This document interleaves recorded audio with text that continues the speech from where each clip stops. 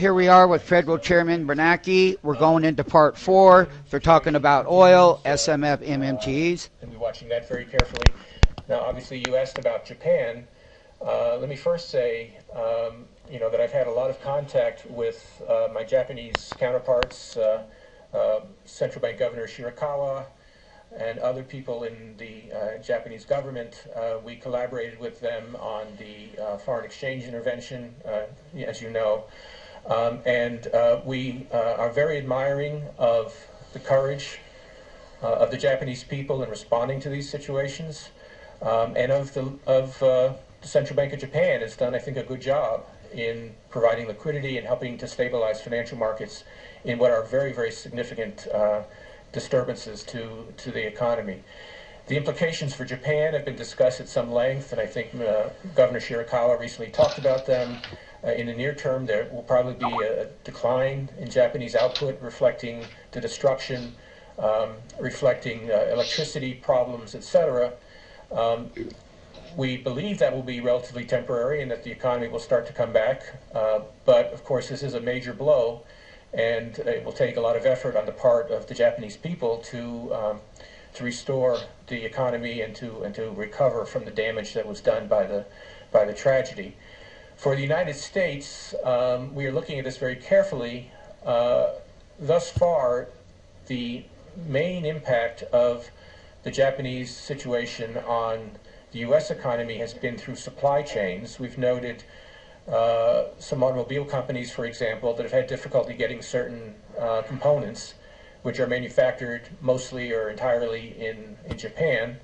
And that has led a number of companies to announce that they would restrain production for a time. So there may be some moderate effect on the U.S. economy, but we expect it to be moderate and to be temporary.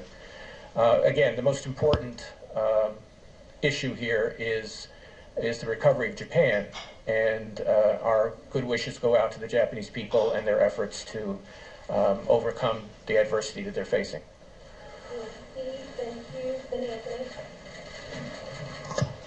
Mr. Chairman, you have often stressed, as indeed you did again today, the importance of keeping inflation expectations low and stable to keep inflation itself under control.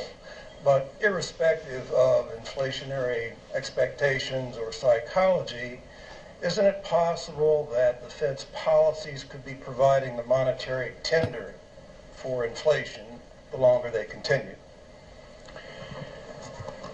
Well, we view our monetary policies as being not that different from ordinary monetary policy. I mean, it's true that we've used some different tools, but those tools are operating through financial conditions, and we have a lot of experience understanding how financial conditions, changes in interest rates, changes in stock prices, and so on, how they affect the economy, including both growth and inflation. So we are monitoring the state of the economy, watching the evolving outlook, and our intention, as is always the case, is to tighten policy at the appropriate time to ensure that inflation remains well controlled, that we meet that part of our mandate, while doing the best we can to ensure also that we have a stable economy and a sustainable recovery in the labor market.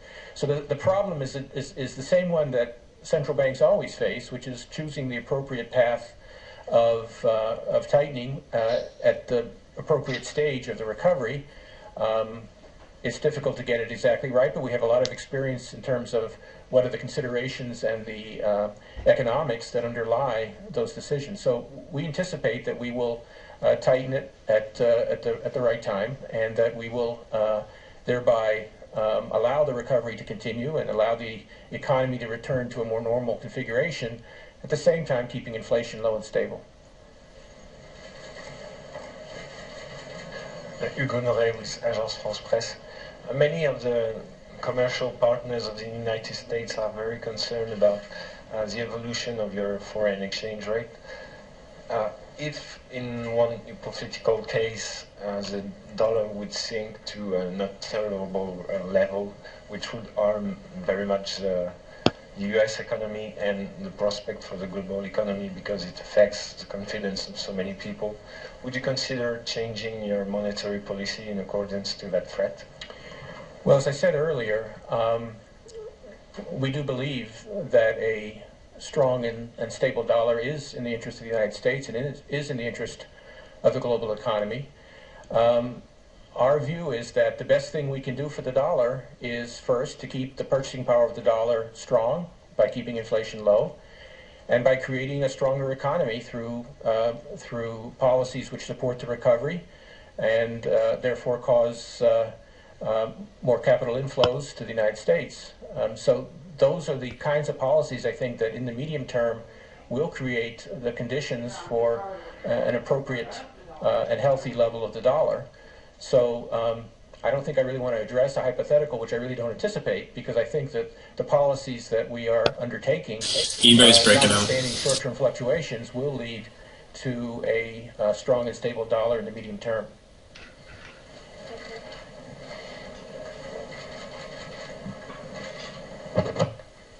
Lane 2. Chairman Anthony Mason, CBS. This is that rare news conference that actually makes news before it happens. Can you talk a little bit about your decision to take this historic step of holding a news conference after a Fed meeting, why you chose to do it, what anxieties you may have had about doing it, and how, say, facing the media compares to facing Congress? Thanks, Mom. The Federal Reserve has been looking for ways to increase its transparency now for many years, and we've made a lot of progress. It used to be that the mystique of central banking was all about not letting anybody know what you were doing. As recently as 1994, the Federal Reserve didn't even tell the public when it changed the target for the federal funds rate. Since then, we have taken a number of steps. A statement with includes a vote. We produce very detailed minutes, which are released only 3 weeks after the meeting, which is essentially a production lag. We now provide quarterly projections, including long-run objectives as well as near-term outlook. We have substantial means of communicating through speeches, testimony, and the like, and so we have become, I think, a very transparent central bank. That being said, we had a subcommittee headed by the Vice Chair of the Board, Janet Yellen, looking for yet additional steps to take to provide additional transparency and accountability. And the press conference came right to the top, because this is an area, first of all, where global central bank practice includes now, many central banks do use press conferences, and we have some experience with them. And secondly, it does provide a chance for the chairman, in this case, to provide some additional color and context for both, in this case, both the meeting and the projections that are being made by the committee. So we thought it was a natural next step. We're not done.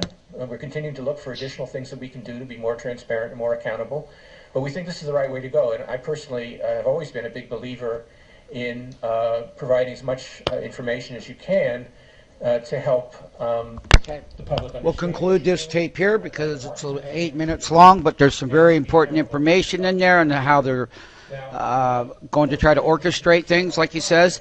He's not a bad speaker, but it's always going to get down to what core side of what he is really taking and doing and what the potential risk to the American consumer is.